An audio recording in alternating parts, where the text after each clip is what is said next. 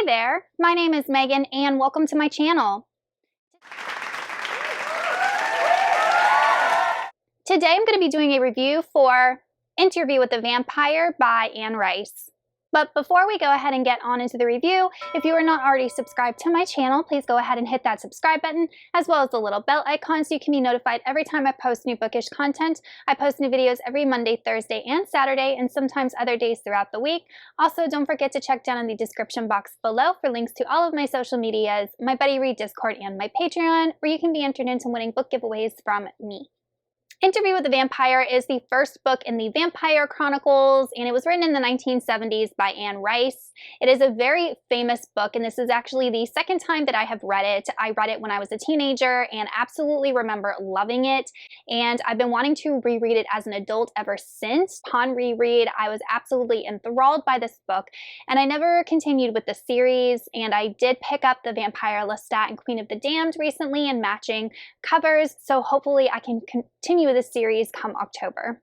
The plot of this book revolves around a vampire named Louis, and obviously he starts off as a human, and the setting takes place in New Orleans, Louisiana in the United States, and it follows Louis as he is a 20-something-year-old owner of a plantation. Right away we notice that he's very arrogant, and he has a younger brother who comes to him with a problem, and he kind of dismisses it, and the younger brother ends up dying, and Louis slightly blames himself for this, and he kind of spirals into this depression and loses his will to live, and then he is bitten by the vampire Lestat and turned into a vampire. This book basically chronicles a couple hundred years, about 300 years of Louis traveling the world, trying to find vampires like him to learn their origins, to learn more about them, because Louis feels that vampires, including himself, are inherently evil, and he is just looking for an explanation as to where they came from and kind of their purpose in this life and on this world, and some camaraderie with people who hopefully can understand his experiences.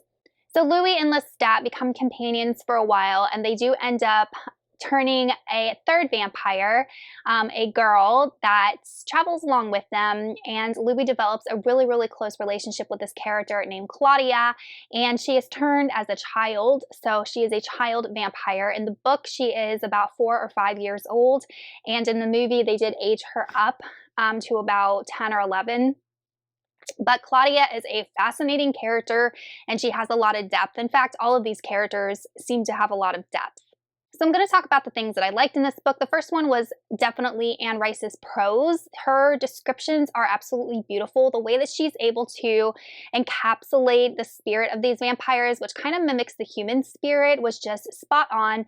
The way that she posed questions about immortality and good versus evil, lust, manipulation, all of those things, the way that she described it in her word usage was just amazing and spot on. It was just beautiful.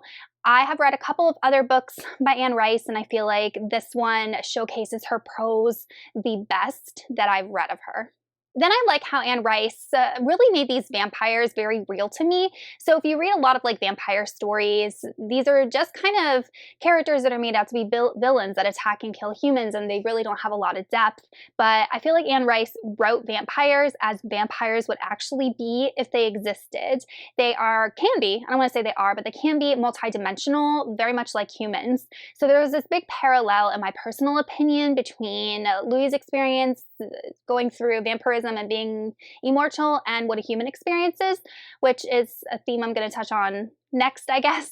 So the next thing I liked about this book was Louis' journey. So Louis at first does not want to accept his immortality. He does not want to kill humans because he feels like he's playing God if he gets to choose when a human dies and when a human lives. So he decides to live off of animals, which is not satiating. Yes, they can survive on animal blood, but it's not filling.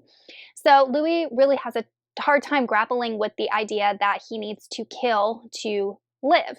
But the caveat to that is that he can live on animals and doesn't have to kill, but eventually he accepts that part of his vampire nature and he starts to kill. And I feel like there's just a lot of I guess, analogies that Anne Rice was trying to communicate to the reader. For example, we as humans, yes, we can kill also. We can do horrible things also. We can steal and we can lie and we can engage in fits of rage or anger or pettiness or jealousy, and we're all capable of that, but we also have the choice not to do it. So Louis was grappling with this the entire book. Yes, he can survive on the blood of animals, but he doesn't want to. So I feel like that's just like us. Yes, we can engage in certain actions, but we don't have to if we don't want to. So even though this was a book about vampires, I feel like there was a lot of human elements in it that I personally connected with. I also found Claudia to be a very fascinating character because, like I said, Claudia was turned into a vampire as a child, and over time, obviously, she loses her childlike mentality and is essentially an immortal woman in a child's body. And to me, that is just like a really disturbing, kind of creepy thought situation, because she will never be big enough or strong enough to do certain things. She can't turn a vampire on her own because she's too small. And then, you know, Claudia also starts to question like sexuality and that kind of thing. But Anne Rice actually never delved too much into that because vampires don't really seem to engage in sexual activity. I don't know. She really didn't touch on it. But Claudia asks about it. So it must just be something, maybe some vestiges from her humanness that are causing her to be curious. I don't know, but it's never fully explained or extrapolated on. But I just found Claudia's character really interesting because we don't know if she'll ever be happy in her situation, and I don't think she ever could be, just because she is like a grown woman trapped in this child's body and will always be viewed as a child by humans and vampires, even though she's not. And Claudia and Louis have a really strong relationship. Eventually, we see that they're kind of only staying together because they need companionship. And I feel like companionship was another theme that Anne Rice touched on a lot, because we have Claudia and Louis, and then we also have Lestat, who seems to just really want companionship. And that kind of just touches on the idea that vampires, when we think of vampires, we always think of them as being like lone creatures. They're just out to kill, that they really don't have any emotions. But then we see that Lestat wanted companionship, so did Louis. And then we get into the vampires that they meet in Paris, and they're all living together. So it begs the question, do vampires need or have a sense of community, have a need of belonging, or are they just living together because it's convenient? So I personally don't think that these vampires were living together because they needed companionship and support. It was more like they could probably kill more people together as a group than individual. I don't know. So Anne Rice actually does make you think about that theme about, you know, especially as humans, we tend to thrive more together as a group or independently, and just our need for acceptance and companionship and belonging. As for the dislikes to this book, there really wasn't any that I could think of. Anne Rice does have a tendency to write situations that at times could sound incredibly sexual but weren't meant to be sexual. Like, she over-sexualizes vampires but then justifies it as their lust for killing.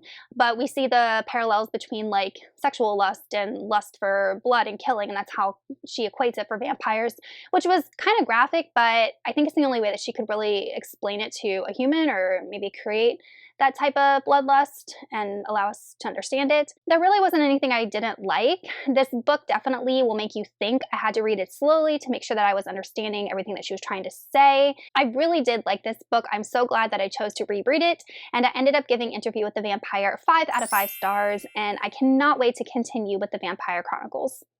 Let me know in the comments if you've read this book and what you thought of it, or if you have any other recommendations for good Anne Rice books that are not part of the Vampire Chronicles, and I will see y'all in another video soon. Goodbye!